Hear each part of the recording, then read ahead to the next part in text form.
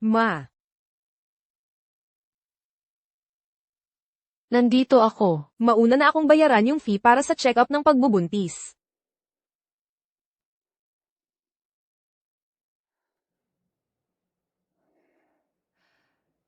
Muling nabuhay ako.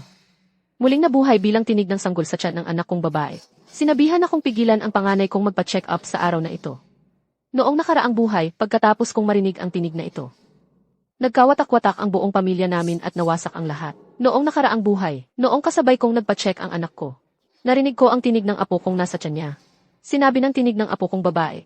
Nabaya sa lalaki ang pamilya ng manugang ko. Kapag nagpa-check up ang anak ko, dahil nagtatrabaho sa ospital ang manugang ko, malalaman niya agad ang kasarian. At pipilitin niyang ipalaglag ang anak ko. Lola, huwag mong hayaan si Mama na magpa-check up.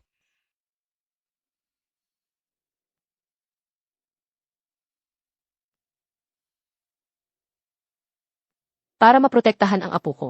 Paulit-ulit kong pinipigilan ang anak kong magpa-check up. Hindi ko akalaing pagkatapos ng 3 buwan, na-diagnose si apo na may congenital na depekto. Dahil hindi agad na alagaan, lumabas siyang may kapansanan. Dahil dito, naging malamig ang relasyon ng anak ko at ako.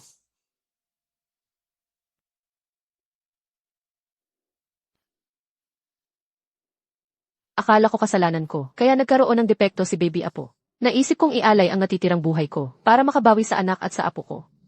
Pero sa pagkakataong ito, muli kong narinig ang tinig ng apo ko. Kasalanan ni Papa. Nabuntis niya ang nurse sa ospital. Araw-araw siyang umuuwi na amoy mumurahing pabango. Napapaamoy pa kay Mama. Kaya ako naging ganun. Sana mahuli si Papa na ng loloko. Nang harap-harapin. Buong tiwala ko pinaniwalaan ang tinig ng apo ko. Ako pang mismo ang nagdala ng mga tao sa ospital para mahuli siya. Hindi ko inaasahan na di ko sinasadyang napahamak ang surgery na ginagawa ng manugang ko. Namatay ang pasyente.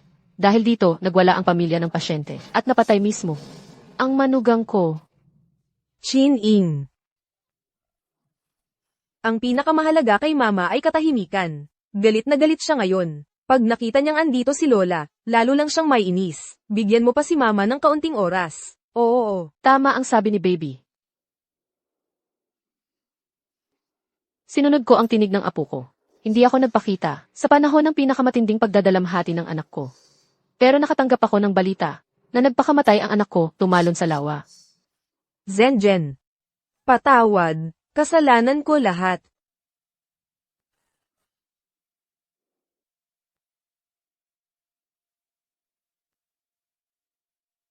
Wala akong mukhang maihaharap kahit kanino. Inisip kong wakasan na lang ang sarili bilang pagbabayad sa lahat ng kasalanan ko. Pero bago ako mamatay, muli kong narinig ang tinig ng apo ko.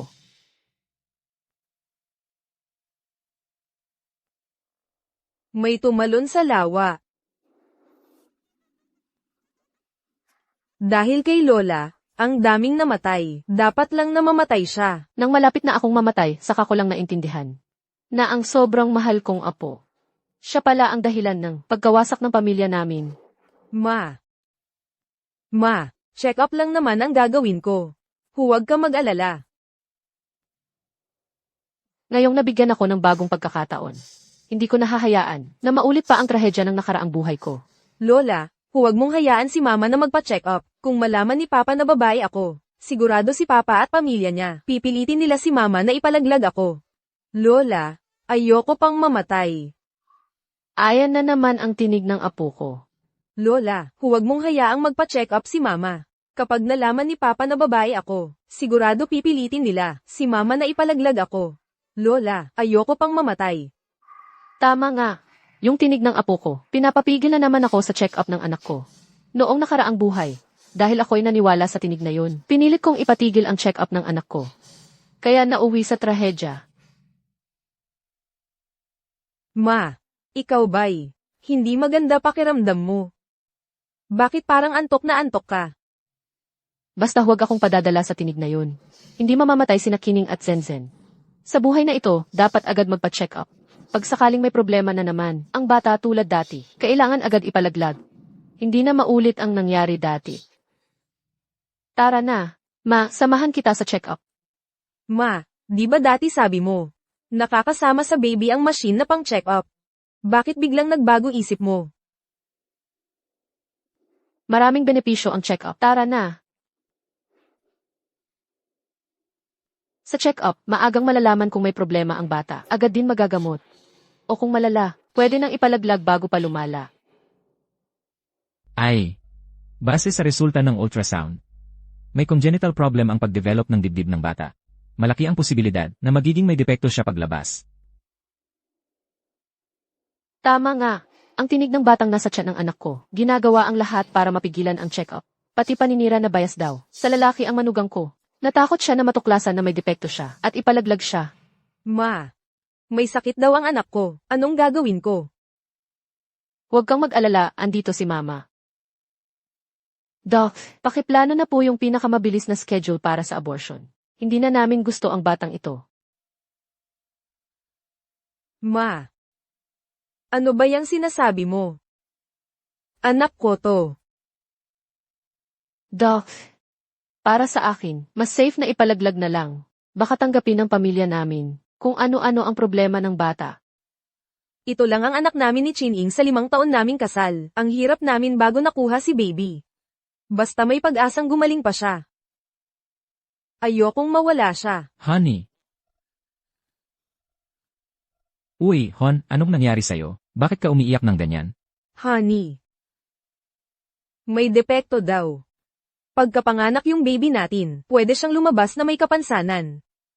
Pwede mo bang gawan ng paraan, please? Huwag kang mag-alala. Kung magagamot ngayon, safe ba ang katawan ni Mrs.? Kasalukuyang nagde-develop ang bata. Kung inom ng gamot, mataas pa ang chance na gumaling siya. Totoo po ba? Importante pong uminom ng gamot si Mrs. ng tama at sa oras. Magbalik after 1 month para sa follow-up check. Buti na lang, ma. May pag-asa pa si baby ko. Noon. Dahil pinigilan ko ang check-up ng anak ko. Hindi agad napagamot si baby, kaya siya naging may depekto. Ngayon, kapag ininom ang gamot na binigay ng doktor, baka mag-improve. Malamang hindi magiging abnormal si baby. Hindi na maulit ang trahedya noon. Buti na lang talaga, kapag ininom ko ang gamot na ito, maayos na ang development ko. At magiging healthy na baby ako paglabas. Bakit parang paulit-ulit binabanggit ng tinig ang gamot na ito? Mukhang may kakaiba sa gamot na ito.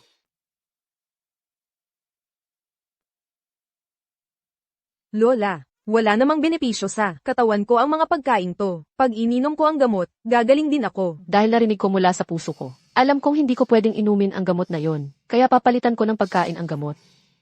Kakain ako ng mas marami, galing din naman sa pagkain ang gamot. Mahalaga din ang sustansya mula sa pagkain, alam mo yan.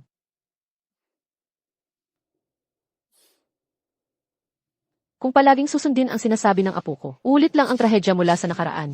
Pero ang sinasabi ng puso, pilit na pinapainom ng gamot ang anak ko. Kahit 1% lang ang posibilidad, hindi ko hahayaang mapahamak si Zenzen.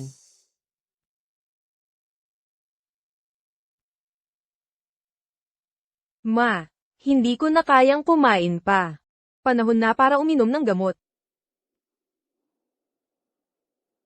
Noong nakaraang buhay, nagkaroon ng abnormalidad ang batang dinadala ng anak ko. Dahil sa malubhang kakulangan sa bitamina. Dahil kulang siya sa pagkaing berdet dahon. Sa buhay na to, pinaghandaan ko si Zenzen ng sapat na karne, itlog, gatas at nutrisyon. Siguradong mababago ko na ang trahedya ng nakaraan.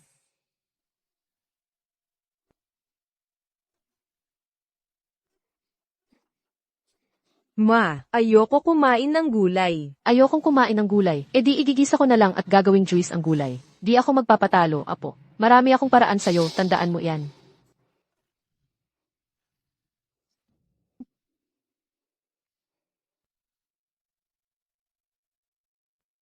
Lola, ayokong kumain ng isda, karne, itlog, gatas. Gusto ko ng fried chicken at junk food. Ma, wala talaga akong ganang kumain. Ngayon, parang ikaw lang ang kumakain. Pero para sa 2 tao ang iniipon ng katawan mo. Hindi natin pwedeng pabayaan ang bata, di ba? Honey. Honey, yung reseta ng doktor, effective talaga yon. Kinuha ko kanina. Ang result ng tests mo, ayos na ulit ang bata, gumagaling na siya. Pag nagpatuloy lang ganito, gagaling talaga ang bata.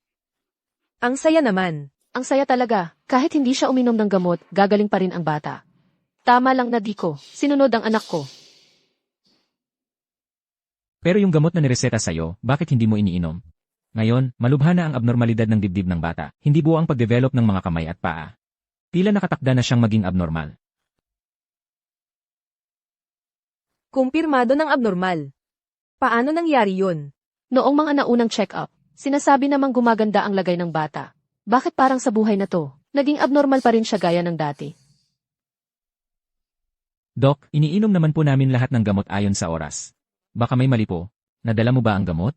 Dala ko po, ma, pakikuha nga yung gamot.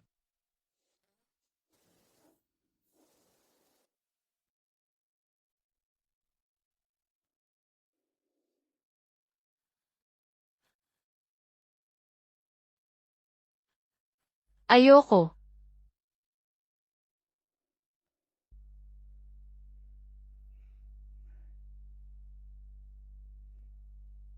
Hindi naman ito ang gamot na nirereseta ko. Pangkaraniwang bitamina lang to. Bakit niyo pinalitan nang hindi sinasabi? Ma, sa'yo ko lang palaging nilalagay ang gamot. Ano bang nangyari talaga? Bakit mo pinalitan ng gamot? Zenzen, pakinggan mo muna ang paliwanag ko. Ginawa ko to lahat para sa'yo. Hindi pwedeng malaman nila na may naririnig akong boses mula sa puso ko. Pasensya na, Zenzen. Sorry. Akala ko lang basta't balanse ang nutrisyon. At maayos ang pagkain, ayos na ang lahat. Akala mo. Akala mo lang. Dapat sana, lumaki ng normal ang anak ko. Dahil sa pagbabago mo ng gamot ng walang pollen. Ngayon, lalabas siyang isang abnormal. Pinasama mo ang buhay niya habang buhay. Masaya ka na ba?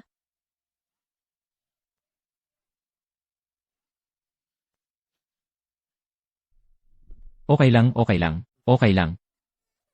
Kung hindi dahil nagloko ang tatay ko, at pinaamoy si mama ng toxic na pabango. Hindi rin sana ako ganito ngayon. Ngayon, si Papa, papunta na sa ospital para makipagkita sa kabit niya. Pag sinundan ko siya, mahuhuli ko pa sa akto. Maipapaliwanag ko pa lahat kay Lola. Ang manugang ko naman. Kilala ko, mabait at tapat yon, saka matagal na silang magkasintahan ng anak ko, mahigit 10 taon. Ngayon buntis si anak ko. Mahal na mahal siya ng asawa niya, hindi nga mapakali sa pag-aalala. Imposibleng magloko yon. Ngayon ko naiisip, akala mo mabait ang puso ng apo mo na nagbababala. Pero nililin lang niya ako. Tulad ng dati, inuutusan niyang mahuli ko sa akto ang asawa ng anak ko. Kapag naniwala ako sa boses ng puso ko, isang tulay lang tradya ulit, mapapasama ang manugang ko. At magpapakamatay rin ang anak ko dahil sa sobrang lungkot. Hindi ko na dapat ulit paniwalaan ang sinasabi ng puso. Kailangan lumayo ako sa kanila, para hindi mamatay ang anak at manugang ko. Pasensya ka na, Zenzen. Hindi ko na, matitiis na makasama kayo pa. Ma. Anong ibig mong sabihin? Ako. Kailangan kong umalis muna ng matagal. Zenzen. Alagaan mong mabuti ang pagbubuntis mo.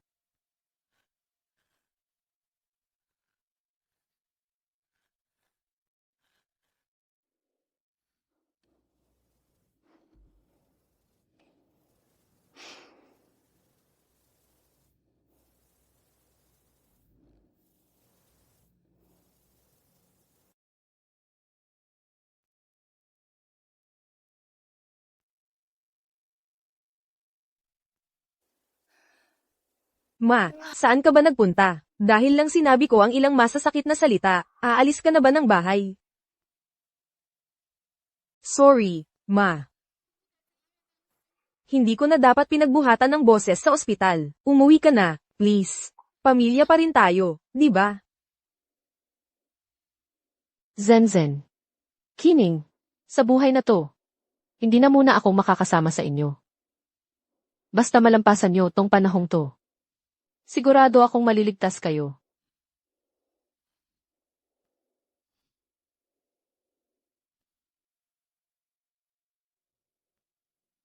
Ma, huwag ka na magalit. Uwi ka na, please. Nag-aalala kami ni Zenzen sa'yo.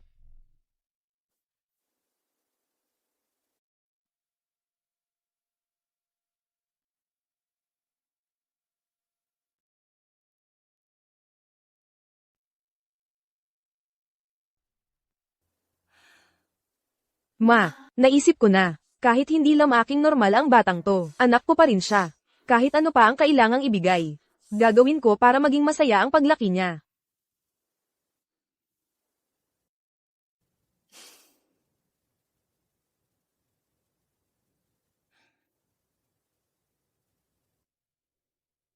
Ma, may magandang balita ako. Na-promote si Chin-ing. Paunti-unti nang gumaganda ang buhay namin. Pero dahil wala ka, miss na miss ka na namin. Umuwi ka na, ma. Pagsamahin natin ulit ang pamilya natin. Pwede ba? Hindi lang nabuhay si Kining. Na-promote pa siya. Tama nga na hindi ko sinunod ang boses ng puso, kaya hindi na ulit ang trahedya ng nakaraan.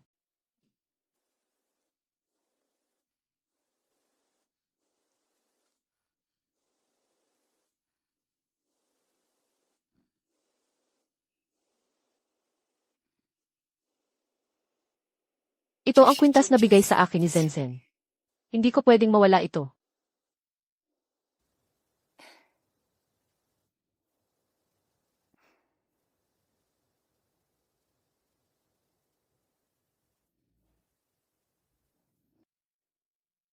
Lola, sagutin mo naman ang tawag. Dali.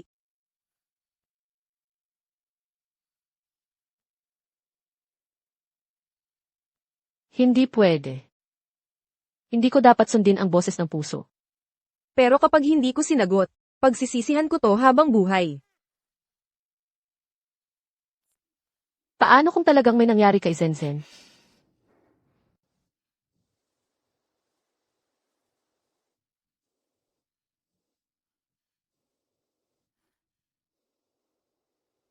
Pasensya na. Ang tinatawagan ninyong user ay pansamantalang hindi maabot. Subukan nyo na lang ulit mamaya. May nangyari na. Honey. Quack Doctor. Pinatay niya ang anak ko. Kailangan niyang pagbayaran ang ginawa niya sa anak ko.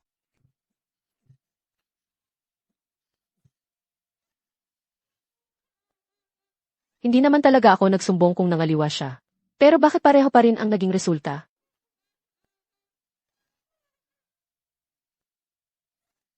Zenzen, okay ka lang ba? Bakit naging ganito? Bakit hindi mo sinasagot ang tawag ko? Dahil sa'yo napahamak ang anak ko. Ngayon pati asawa ko nadamay pa. Bakit hindi ka nalang mamatay? Ginawa ko na ang lahat para mabago ang bawat pagkakataon. Bakit pareho pa rin ang naging kalalabasan? Kasalanan ng lola na hindi sinagot ang tawag ni mama. Hindi maganda ang pakiramdam ni mama kaya kay papa siya lumapit. Pagkatapos sagutin ni papa, dahil sa kaba, nagkamali siya habang nag-oopera. Namatay ang pasyente. Hanggang ngayon galit sa kanya ang pamilya ng pasyente. Sinundan siya hanggang sa bahay at pinatay siya. Kasalanan lahat ni lola. Ayoko na ng ganitong klaseng nanay. Bakit hindi ikaw ang namatay? Zenzen, huwag.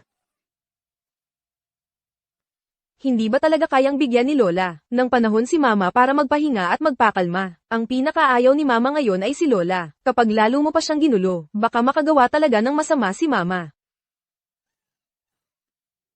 Kung napansin ko noon ang dinaranas ng apo ko, magiging katulad ba ulit ng nakaraan ang ginagawa ng anak kong babae na nagpakamatay? Pero dahil nga hindi ko sinunod ang sinasabi ng apo ko, nangyari ulit ang trahedya na ikinamatay ng manugang ko. Kahit anumang mangyari, hindi pwede. Hindi pwedeng mapahamak si Zenzen. Zenzen, wag mong gawin yan, Zenzen, baba ka na. Baba ka na.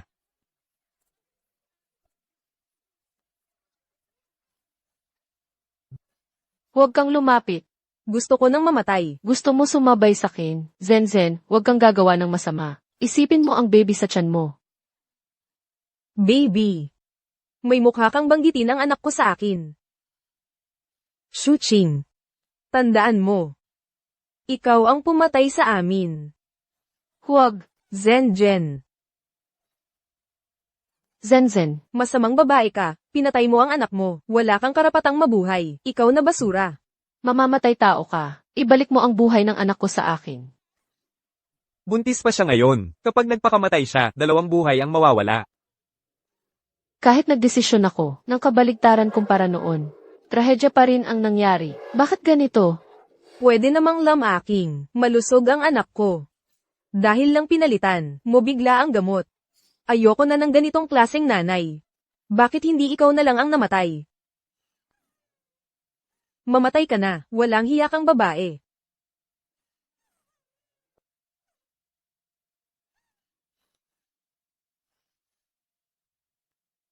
Ano pa ba ang hinihintay ni Lola? Pinatay mo na silang lahat, dapat mamatay ka na rin.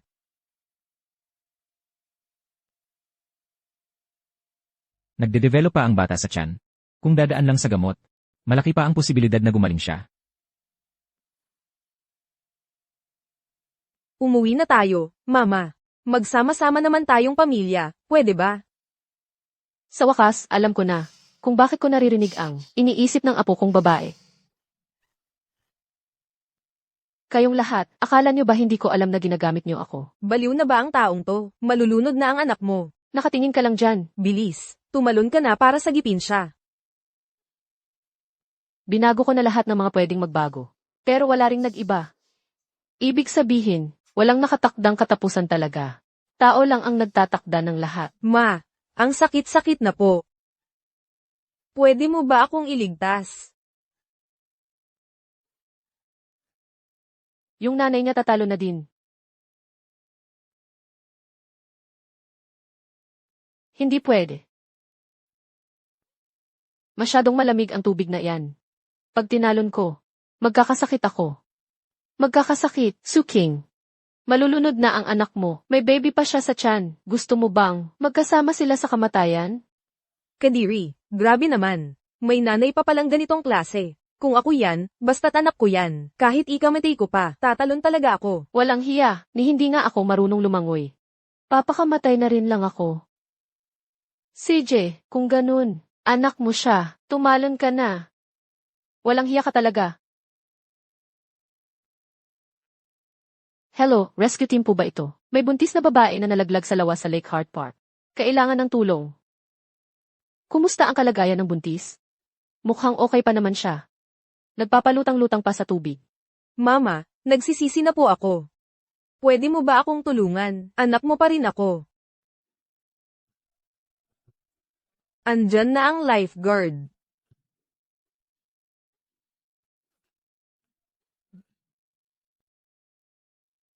Zenzen. Zenzen, okay ka lang ba?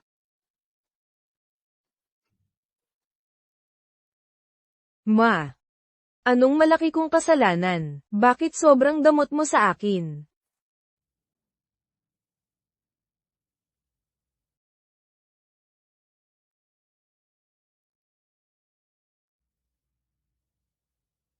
Kung gusto mong mamatay, humanap ka ng lugar na walang tao. Hindi na talaga kita papakialaman. Ikaw at ang baby mo, mas mabuti sigurong tumino na kayo. Huwag nang guluhin ang buhay ko. Ma.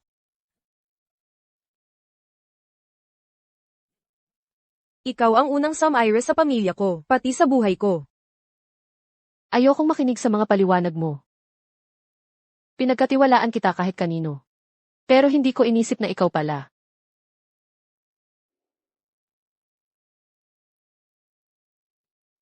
Na-realize ko na mas delikado, pag alam ko na ang totoo. Simula noon, hindi ko na kinausap ang anak ko. Sinadyang hindi ko napakinggan ang iniisip niya. Akala ko, babalik ulit sa normal ang lahat. Pero yung anak ko, lalo lang akong ginipit hanggang wala na akong mapuntahan.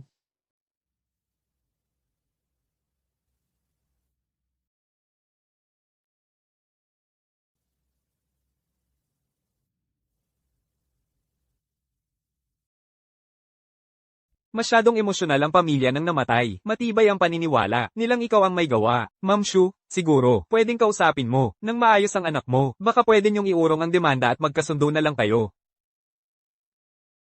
Hindi na kailangan mag-hearing agad. Ma'am Shu, may 15 araw pa kayo para pag-isipang mabuti. Private investigator po ba ito? Gusto kong magpa-background check sa isang tao. Magandang araw po, nandito na po ang package ninyo. Ah, salamat ha. Miss Tsu, yung pinapahanap niyong impormasyon, nahanap na po namin. Sinisiyasat po namin si Miss Lin. Yung biyahe at gastusin niya nitong nakaraang 6 na buwan, may nakuha kaming ilang bakas. Noong dati, nadala ako ng galit ko. Ngayon, binigyan ulit ako ng pagkakataon mabuhay. Saka ko lang napansin, marami palang hindi tama.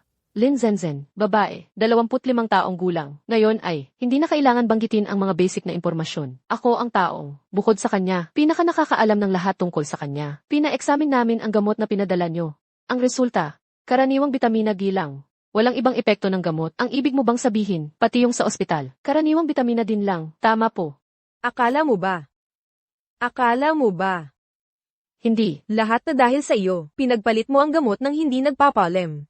Hindi. Ngayon tuloy, wala na siyang magawa kundi maging abnormal.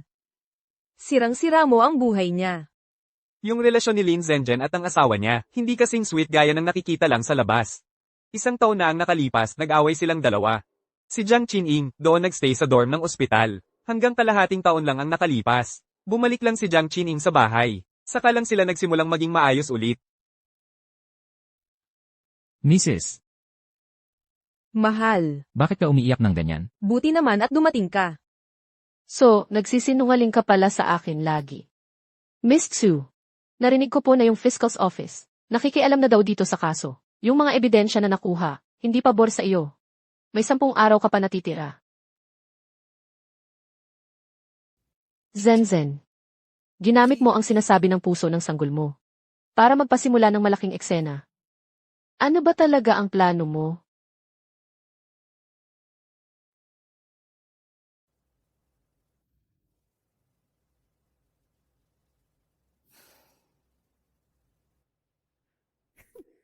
Su King, sa wakas, nahanap din kita.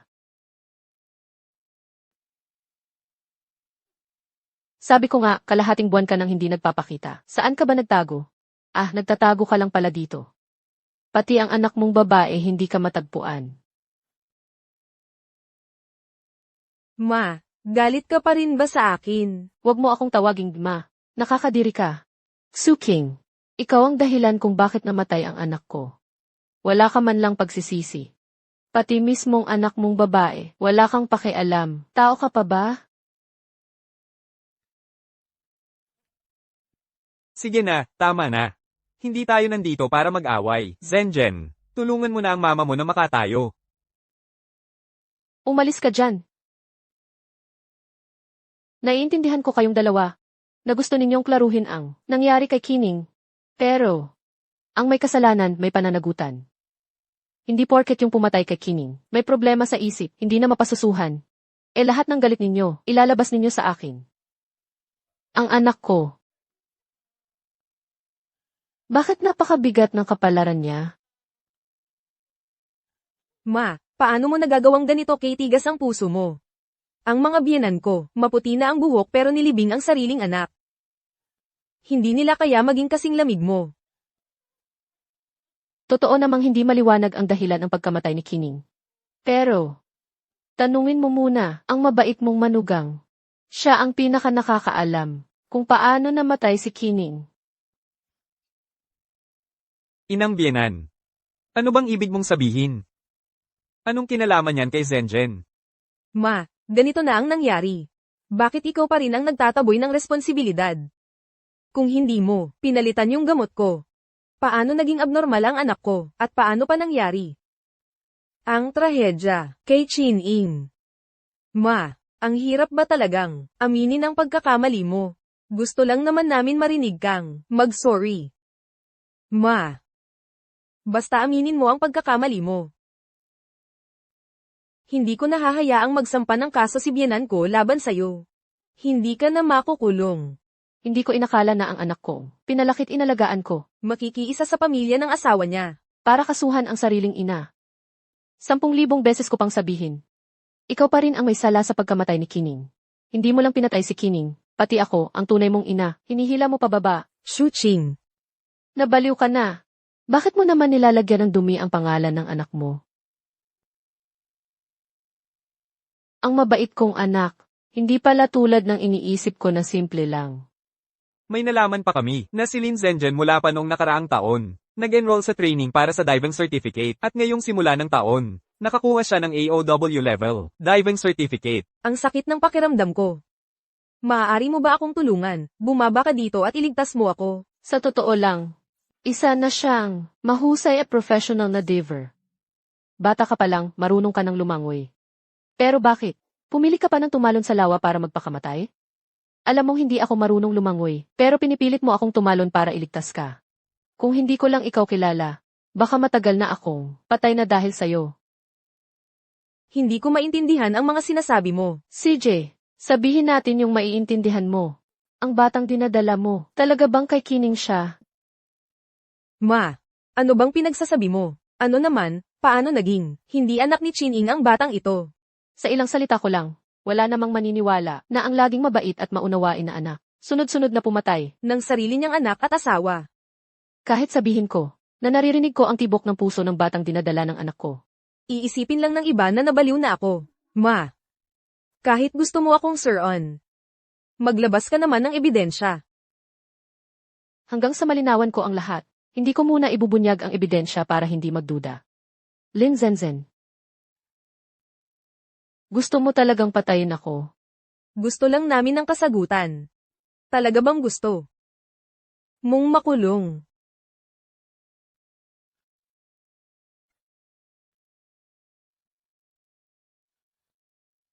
Lin Zenzen, hindi ako hihingi ng tawad. Ang pagkakamali mong ginawa, ikaw ang pinakamay alam. Kahit na ako ang nanay mo, hindi ko kayang palampasin ang lahat. Ma, ano bang balak mo? Inang biyenan, magpakalma ka. Lumayas kayo, lumabas kayong lahat sa bahay ko. Ma, 10 araw na lang, may hearing na sa korte. Ikaw lang ang makikipag-ayos sa amin. Para hindi ka makulong. Ikaw. Bahala ka na. Lumayas? Pakiusap, magpakalma ka muna.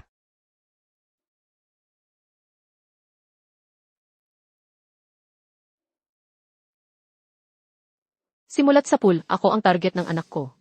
Ginamit niya ang itibok ng puso para magdulot sa akin ng sunod-sunod na mga aksidenteng hindi inaasahan. Para pilitin akong magpakamatay. Ngayong bigo ang plano. Kailangan niyang makipag-alyansa sa pamilya ng asawa para mapilit akong akuin ang krimen. Kailangang malaman ko kung paano ginawa ng anak ko na naririnig ko ang tibok ng puso ng apo ko.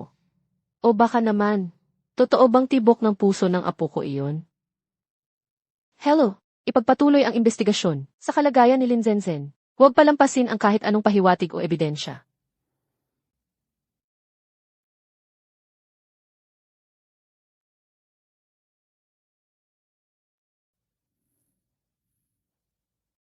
Patay na spot ng Kithis pala.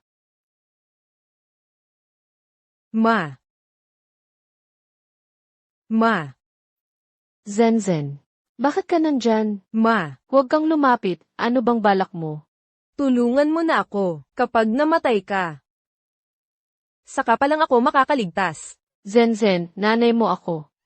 Talaga bang gusto mong patayin ang nanay mo? Tutal naranasan mo ng mamatay. Isa pa, ano bang pinagkaiba?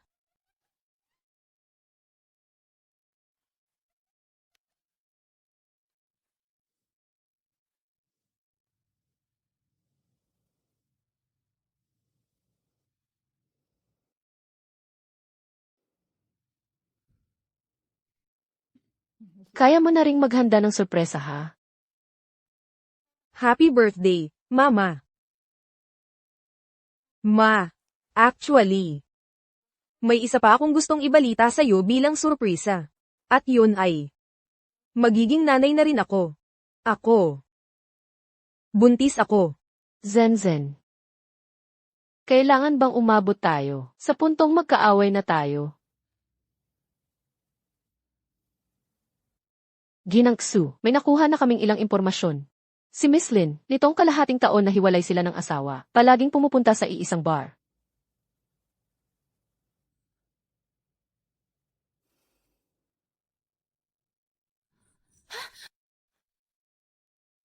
Ma.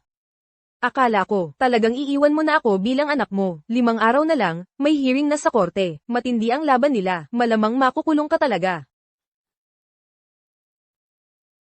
Ang CCTV na to, kayang kumonekta sa internet, 24 na oras na sabay-sabay ang pagsubaybay sa kamera. Ngayon, mahilig ang mga tao, maglagay nito sa pintuan ng bahay nila, para matahimik ang isip. Lin Zenzen. Maliban kung sasabihin mo sa akin ang lahat ng katotohanan. Kundi hindi kita mapapatawad. Maria. Papasukin mo muna ako, ma, pwede ba? Zenzen, sabihin mo muna sa akin. Paano mo ako pinakinggan? Ang tinig ng sanggol sa tiyan mo. Maria. Ano bang sinasabi mo? Hindi ko talaga maintindihan. Simula nang umalis ako noong araw na yon, ang ginan kong lalaki at babae ay nagdududa sa akin. Sabi nila, ipapakulong daw nila ako. Hindi ko na talaga kaya, baka mag-breakdown na ako. Ito palang hindi mo na kaya. Noong itinapon mo ang lahat ng kasalanan sa akin, noong pinilit ako ng lahat, naisip mo ba na magba-breakdown din ako? Ma, anak mo ako. Paano ko iisipin na, ay pakulong ka? Ngayong ganito na ang sitwasyon, hindi ka pa rin magsasabi ng totoo sa akin.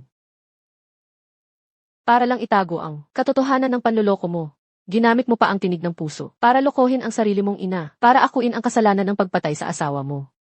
Kung hindi ako, Ma, paano ka? kung hindi ako namatay ng isang beses, paano ko malalaman na ang anak kong minamahal? Nagsimula ng magplano 1 taon na ang nakakaraan. Para ipapatay ang sarili niyang ina? Lin Zenzen. Hindi ka rito para humingi ng tawad ngayon. Lumabas ka. Ma,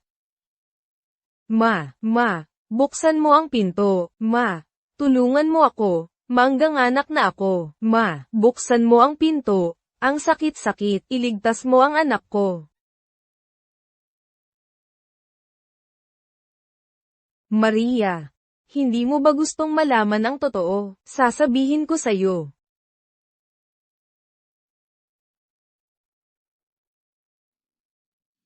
Dalawang beses akong muling isinilang.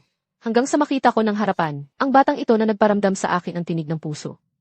Doon ko lang nalaman, ang katotohanan kung bakit ko naririnig ang tinig ng puso ng sanggol sa sinapupunan ng anak ko. Nanay,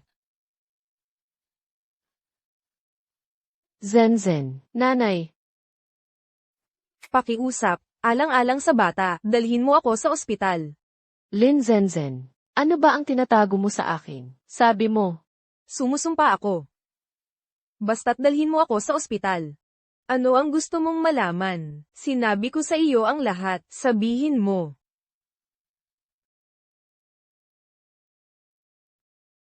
kumusta? Ambulansya ba ito? May isang babaeng malapit ng mga anak. Nandito ako sa Kiev, 27 Jianghui Road. Dali, halika. Kinumpirma ko na, lahat ng ito ay ang aking biolohikal na anak na babae. Ang bitag na hinabi ni Lin Zenzen.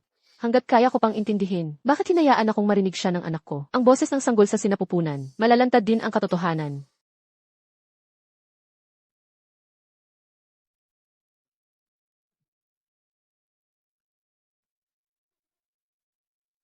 Dumating na ang masamang ina.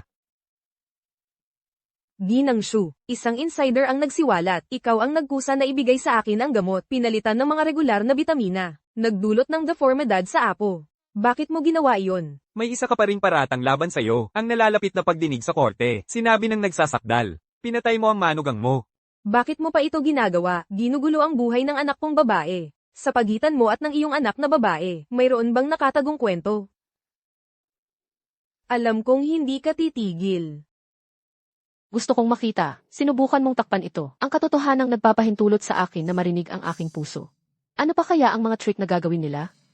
Pakiusap sa lahat. Pakiusap, tigilan mo na ang pagpapahirap sa nanay ko. Binibining Lin, pinatay ng nanay mo ang asawa at anak mo. Bakit ka nagsasalita para sa kanya? Zenzen, gusto kong makita. Anong klaseng pagtatanghal ang ipapakita mo sa pagkakataong ito? Nanay, alam kong mali ako. Makikinig ako sa iyo nang masunurin mula ngayon. Hindi na kita gagalitin.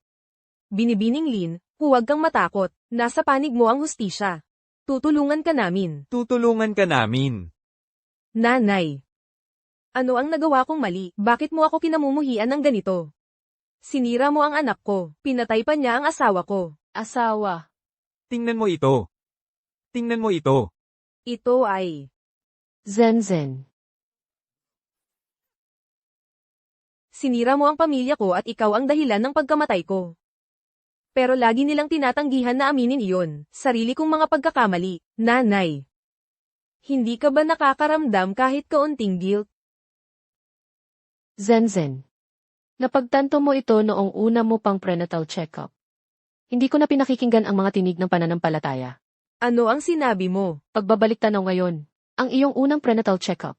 Nakakatawa ang tunay na nararamdaman ng operator. Hanggang ngayon, ginagamit din nila ang taktika ng pag-atras upang sumulong, moral na pangungutya laban sa akin. Sa tingin mo ba mapipilit mo akong mamatay ng ganito? Minamaliit mo ang nanay mo. Ano ang gusto mong gawin? Dahil umabot ka na sa puntong iyon, napakaraming reporter ang nakipag-ugnayan. Hindi ko hahayaang masayang ang kabaitan mo. Gusto kong ipakita sa lahat. Ang aking biolohikal na anak na babae, paano nila ito naplano ng ganito kaina? Unti-unti niyang isiniwalat ang kanyang tunay na ina. Itulak sila pababa sa impyerno. Nanay. Alam ng lahat na isa kang masamang ina. Ito ay isang katotohanang hindi mababago. Ito ay isang ulat ng drug testing. Ipinapakita ng ulat ng pagsubok. Ang gamot na natanggap ni Lin Zenzen sa ospital. Mga ordinaryong tableta ng bitamina. Walang naglalaman. Mga sangkap ng gamot para sa paggamot ng mga malformasyon ng fetus. Gawin mo ako ng pabor. Sa iyo ang lahat ng ito. Kung talagang sasabihin kong pinalitan ko ang gamot ko, ito ay para gawing deformed ang kanyang anak. Kung gayon, hayaan mong itanong ko. Lin Zenzen, isang ina. Mula sa simula, hindi ko kailanman hinangad na ang anak ko ay malusog na panganganak. Anong ibig sabihin yan? Ano ang kahulugan? Peke rin ba ang unang gamot? Ang gamot ay inireseta ni Lin Zenzen. Maaari kayang may problema rin si Lin Zenzen? Si Lin Zenzen lang ang tinutukoy ko. May mali siguro sa kanya. Huwag magmadali. Tingnan natin kung ano ang sasabihin nila. Hindi ganoon iyon. Nanay. Sinubukan mo pa talaga akong iframe. Isang pekeng ulat ang ginawa. Tunay ba o peke ang ulat ng inspeksyon? Malalaman ito ng lahat sa pamamagitan ng pagsuri. Pero ikaw, hindi ba dapat ako ang magpaliwanag nito sa lahat? Bakit sinusuhulan ang mga doktor para magreseta ng pekeng gamot? Oo. Nay, tumigil ka na sa pagsasalita ng kalokohan. Anong pekeng gamot? Hindi ko naman sinuhulan ng doktor. Ito ang sarili kong anak. Paano ko naman magagawang saktan ng isang tao? Paano naman ang sarili kong anak? Bilang isang ina, walang dahilan para saktan ang sarili mong anak. Pero kung sasabihin, hindi ang batang ito ang gusto mo.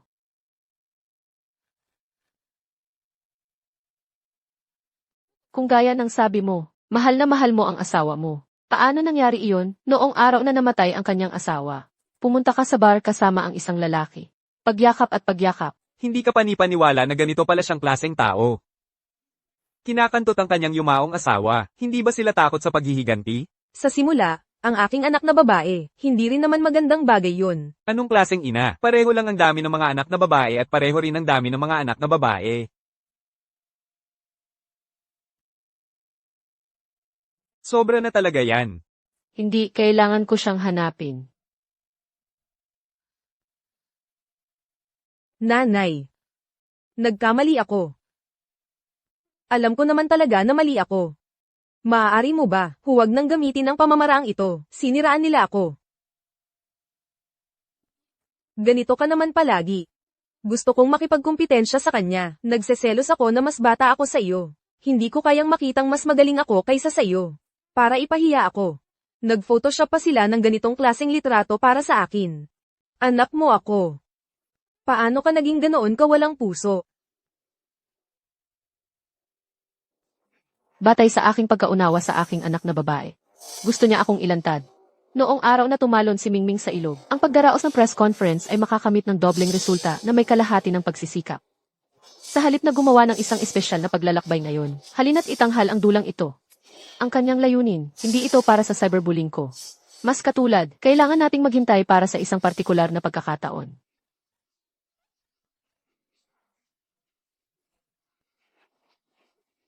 Iligtas ang anak ko. Ang kanyang takdang petsa. Ang talagang gusto niya ay, sa pamamagitan ba ng paghiram ng kamay ko, alisin mo ang batang ito. Ito, sapat na ebidensya para masira ang reputasyon niya. Nanay. Pakiusap iligtas mo ako. Iligtas mo po ako at ang anak ko.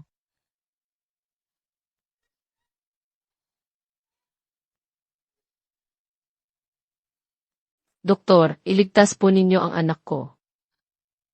Hindi ko talaga kayang hayaan ang batang ito. Isang aksidente ang naganap.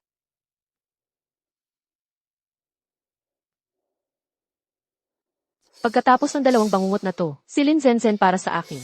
Hindi na siya yung dati na masunurin at maunawaing anak. At ako na ina, na pinupuntirya ng anak kong alisin. Kailangan ko na sa bawat pagkakataon. Ibigay ang pinakatamang laban sa kanya.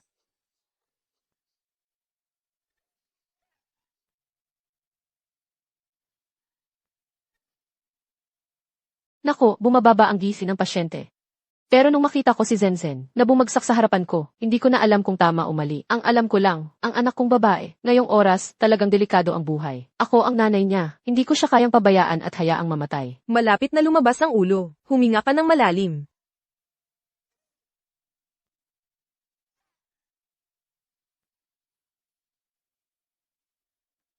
Ano nang nangyari? Asan na ang bata? Asan si Zenzen? Anong nangyari? Ang bata. Hindi na iligtas. Hindi kita palalampasin. Ikaw, malupit na babae. Hindi mo lang pinatay ang anak ko. Pati tanging dugo niya, ikaw pa rin ang sumira. 3 araw mula ngayon, may hearing na. Sisiguraduhin kong makukulong ka habang buhay. Ikaw, malupit na babae.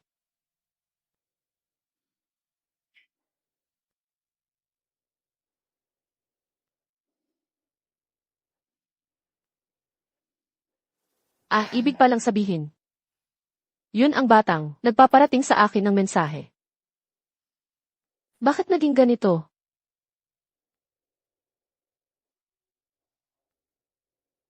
Sa wakas na pagtanto ko kung bakit, gustong iparinig ng anak ko sa akin ang tibok ng puso ng bata niya sa loob ng tiyan, at kung paano niya ako naparinig ng tibok ng puso ng bata niya sa loob ng tiyan.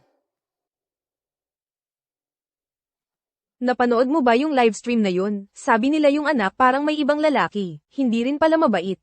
Ngayon pa, ang advance na ng teknolohiya. Baka AI face swap lang yun. Ang malas talaga ng may ganitong nanay. Tita Jang, may inaasahan po ba kayo? Sa hearing ngayong beses, ang hustisya ay nasa puso ng tao. Sisiguraduhin kong ang kriminal na yan magbabayad sa buhay ng anak ko. Ayan na, ayan na. Miss Lin, sabi ng nanay niyong si Ginang Shu, na marami siyang nalalaman mong kahinaan. Confident po ba kayo sa hearing na to? Miss Lin, totoo bang binayaran niyo ang ospital para palitan ang gamot? Hindi niyo po ba talaga nailigtas ang bata? Pag napagsimulan na ang duda, parang guilty ka na agad. Naniniwala ako na ang hustisya ay nasa puso ng tao. Naniniwala ako sa batas. Naniniwala akong ilalabas ng batas ang totoo. Malaki ang ingay ng kasong ito, kaya napagdesisyonan na, gawing bukas sa publiko ang proseso ng pagdinig. Sa buong pagdinig, ang lahat ng mata ay nakatingin sa'yo, hindi mo na mabilang kung ilan. Miss Shu, kailangan mong maging matatag.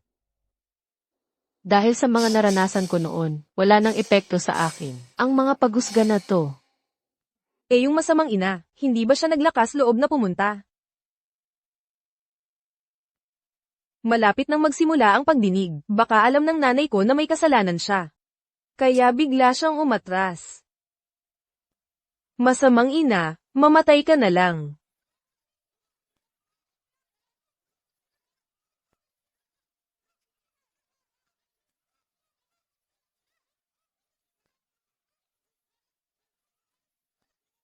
Tahimik. Ayon sa batas, bukas ang pagdinig ng hukuman ng bayan. Ang nagrereklamo, Lin Zhenzhen, ay inihahabla ang inirereklamong si Xu Qing na pinaghihinalaang. May kasong hindi sinasadyang pagpatay. Talo ka na dito. Sa lahat ng nasabi, ang hiling ng aming panig ay, ayon sa batas ay parusahan ang inirereklamo para sa kasalanang hindi sinasadyang pagpatay. Pakidinig ang panig ng abogado ng inirereklamo. Kagalang-galang na hukom, hinihiling ng aming kliyente na siya na lang ang magsalita. Kagalang-galang na hukom. Ito po ang aking manugang na si Jiang Qining. Sa loob ng 7 araw bago at matapos siyang mamatay, lahat ng TV sa subdivision, pati mga record ng kita at gastos. Kumpleto po lahat ng ebidensya. Sapat po itong patunay na. Sa loob ng 7 araw na iyon, hindi ako kailanman nagkaroon ng kontak sa pamilyang Jiang. Kaya nga po, wala akong kinalaman sa pagpatay sa aking manugang. Hindi ako ang pumatay. Sa ebidensyang ito, Mapapatunayan kong wala akong kasalanan. Ma, hindi ko talaga naisip na ikaw ang pumatay kay Chin-Ing. Kaya ako nandito ngayon. Gusto ko lang makamit ang hustisya para sa namatay kong anak. Pakiusap, iligtas mo ako pati ang anak ko. Kung hindi mo ako itinulak, hindi ba makakabuo ang anak ko? Isang video lang yan, hindi sapat na patunay na ikaw ang nagtulak sa akin. Nagdadahilan ka pa, kagalang-galang na hukom. Tahimik po.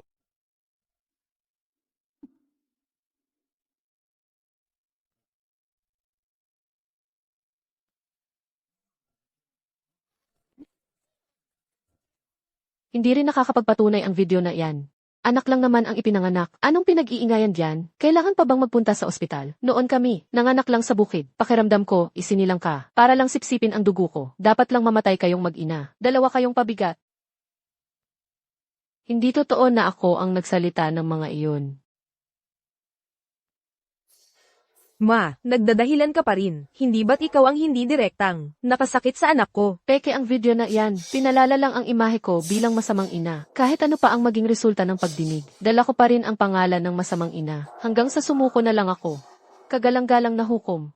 Hinihiling kong i-replay po ang video na yan. Miss Shuo. Yung mga sinabi sa video, hindi ako ang nagsabi. Ginawa yan gamit ang lie.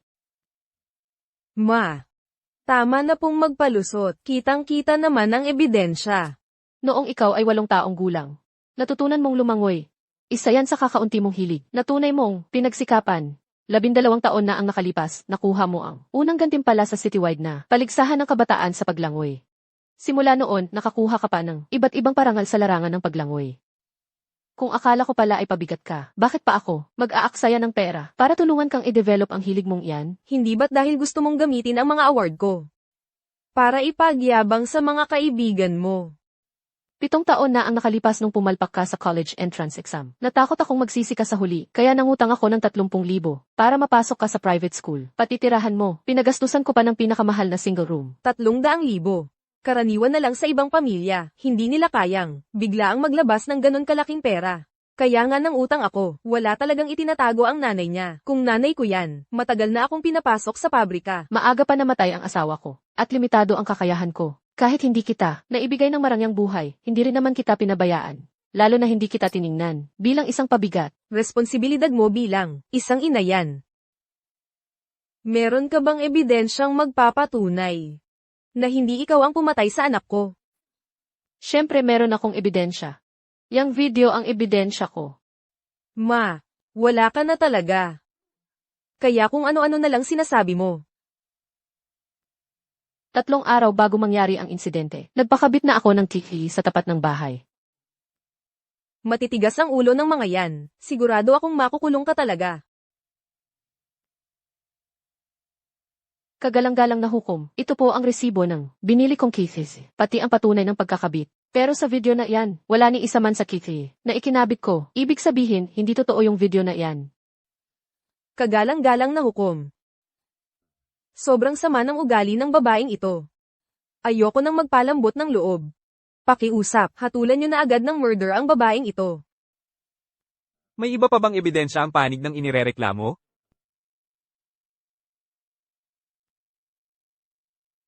Meron ako. Ano na namang ebidensya yan? Yung peke mong report na sinasabing, binayaran ko raw ang ospital para baguhin ang gamot, o yung chismis na, nagkita ako ng lalaki pagkatapos mamatay ang asawa ko. Ma, alam kong galit ka sakin. Pero, huwag mo namang lapastanganin ang batas.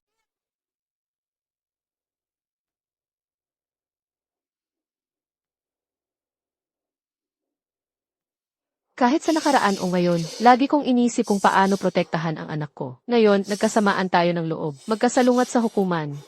Hindi ko na pwedeng hayaan na magkamali pa ang anak ko. May ebidensya ako na hindi ako ang pumatay sa anak mo. Dahil hindi pa siya namamatay. Suking, anong ibig mong sabihin? Buhay pa yung bata. Paano nangyari yun?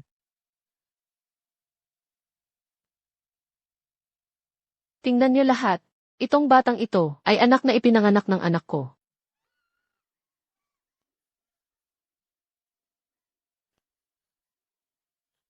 Bakit itim ang batang yan? Lin Zenzen, ano ba talaga ang nangyari? May baliktad na pangyayari. Kunin mo agad. Itim na bata. Kunan mo yan. May headline na tayo bukas. Miss Lin, totoo bang anak mo talaga ang batang yan? Kaya pala, kaya ko nang maintindihan. Nagulat ka ba? Hindi ba't ang anak mo, dapat ay nawala na? Pero buhay pa pala. Hindi ko anak yan. Pareho kaming dilaw ng asawa ko. Paano kami magkakaroon ng batang ubod ng itim? Naninira ka. Paninira yan.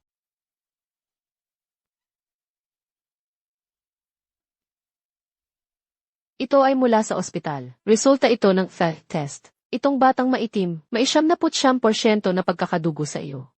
Nandito ang ebidensya. Mayroon ka pa bang palusot? Kagalang-galang na hukom. Parusahan nyo na agad ng kamatayan ang babaeng to. Bilis!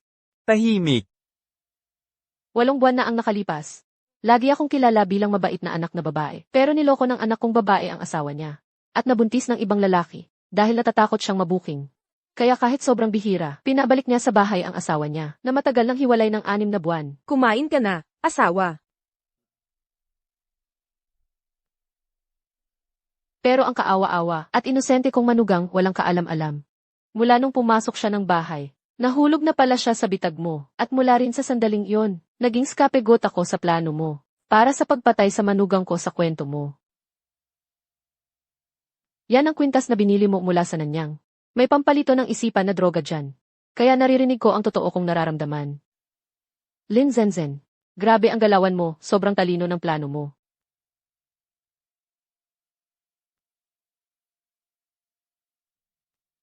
Sobrang nagsisisi ako. Sa totoo lang, ikaw pala ang pumatay sa anak ko. Tama ang sinabi mo. Kayong lahat, ayaw niyong lumigaya ako. Lahat kayo gusto niyo akong mamatay. Aalis na ako. Lumayo ka. Pupuntahan ko si Feige. Yung hinahanap mo ay tong lalaking ito, di ba?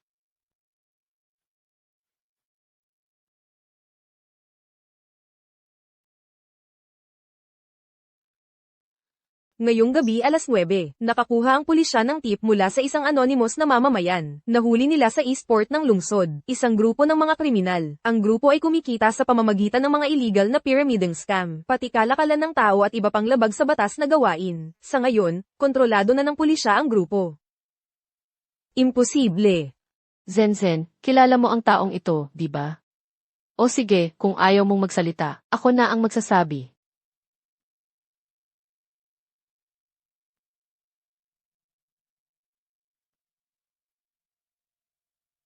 Isang taon na ang nakalipas. Ikaw at ang asawa mong si Jayang Kining. Nag-away kayo. Tapos, sa isang pagkakataon nakilala mo, ang lalaking ito na ang pangalan ay Feige. Sinabi niya sa'yo, basta gusto mo, at sumama ka sa ritual ng mga miyembro nila, pwede ka nang maging bahagi ng grupo nila, maging parte ng T-pamilyat nila. Sinabihan ka nila na ang mga tao lang sa grupo, ang totoong magmamalasakit sa'yo, ang mga magulang, kaibigan at asawa mo. Puro pahirap lang at pagpapabagsak sa'yo. Pinaniwalaan mo sila. Pero nang malaman mong buntis ka, hindi pa rin pumayag si Feige na tanggapin ka sa grupo. Dahil kulang pa ang pera mo para magbayad ng membership fee. Kailan mo nalaman ang lahat ng to? Naalala mo pa ba ang kwintas na to? Regalo mo sa akin nung birthday ko. Nalaman mo na kapag namatay ako, makukuha mo ang mana ko. At makakabili ng karapatan para sumali sa grupo. Kaya nagpunta ka ng palihim sa notaryo. Pinagsama mo ang titulo ng lumang bahay, pati lahat ng ari-arian ko.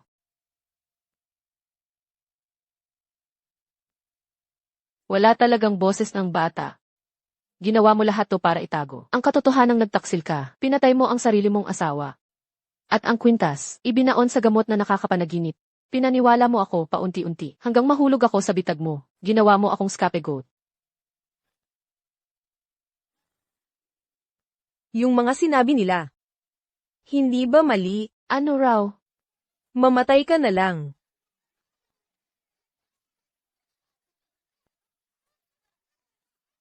Paanong nagagawa mong mabuhay ng walang hiya?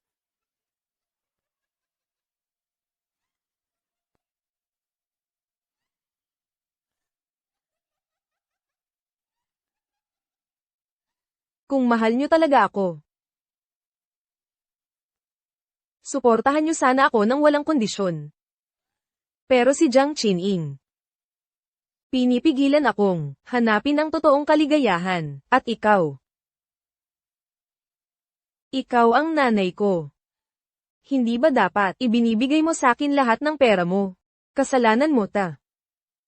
Kasalanan mong masyado kang maingat. Kung hindi, di ko na kailangan pang paligoyan at planuhin lahat ng to. Lin Zenzhen, tiniis ko lahat ng sakit hanggang ngayon. Hindi mo man lang alam na mali ka pala. Wala akong ginawang masama, biktima ako. Pinakaayaw ko sa inyong lahat na yan. Nagpapanggap lang gumagawa ng mabuti para sa bata, pero hindi talaga mahal ang anak. Takot lang kayo, na baka masyadong masarap ang buhay ng anak nyo. May inggit kayo. Lin Zenzhen, kung hindi kita mahal, ngayon, hindi ako tatayo rito. Para samahan kang lumaban sa kaso na to. Pwede ko namang ibigay agad ang ebidensya sa piskal, at linisin ang pangalan ko. Kaya ako narito sa korte. Para mas palakihin pa ang impact. Gusto kong maisalba ka talaga, mula sa kamay ng mga demonyong yan. Kung hindi mahuli ang totoong may sala sa likod mo. Sa mundong ito, magkakaroon pa ng libo-libong, katulad mong mga babae, na malulugmok sa trahedya. Ako. Lin Zenzhen, ako ang pinakapamilyar sa iyo dito sa mundo. Naniniwala akong hindi ka ganoong kalala. Nakakagulat na plot twist ni short drama, hindi maglalakas loob gumawa ng ganito. Dahil espesyal ang kaso, ipinatigil muna ang paglilitis.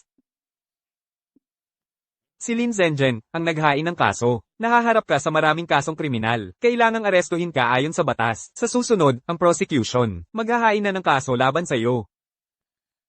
Maria. Nagkamali ako. Tulungan mo naman ako. Hindi na kita matutulungan. Dapat lang naparusahan ka. Ma, ayoko makulong. Please, maawa ka. Ayoko talaga mabilanggo. Hindi mo talaga inuunawang nagkamali ka. Totoong natatakot ka lang. Siguro, sa simula, kasalanan ko. Hindi kita naitama ng pagpapalaki. Kaya ka naging ganyan. Ibibigay ko lahat ng ebidensya sa korte. Dapat ka lang parusahan. Para matutunan mo. Para matutunan mo.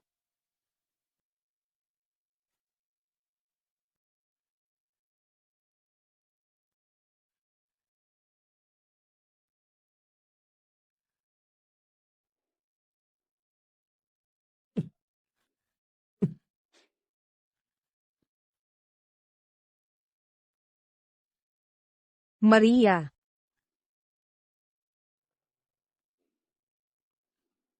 Totoo nang tapos na ito.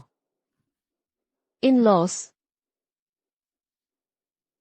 Pasensya na. Salamat sa inyo. Walang anuman. Dapat lang, dahil sa'yo, lumabas ang katotohanan. Ngayon, makakapahinga na ng payapa si Qining.